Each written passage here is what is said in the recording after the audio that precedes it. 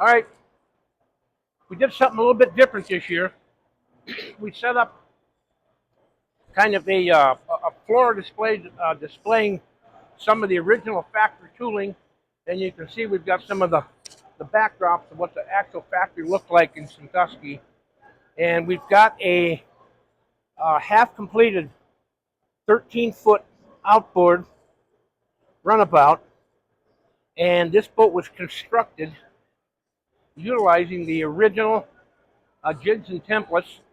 Actually, this is the factory plank beveling jig that I used to build that boat.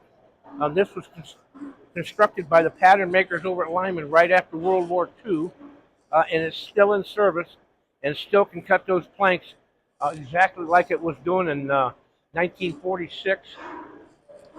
And over here we've got the transom jig that we used to cut the transom, and the stem jig. We brought that up to show how the stem was made.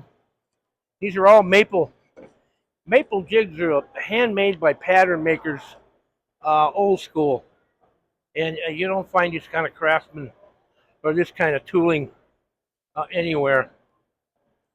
This is just an example of one of the old toolboxes that would have been reminiscent of the era, especially back before the war. And the guys at Lyman, when they were building the boats, with a small crew, and you signed on at Lyman, you were expected to supply your own hand tools. So this is just an example of old time toolbox with the old time hand tools, and we've got one of the huge shaper jigs. A lot of this stuff was run on shaper jigs with you know uh, collars, and the product was run through on twin spindle shapers, right and left hand bits, and we just brought an example up of one of the bits. Here's a photo of one of the shaper tables.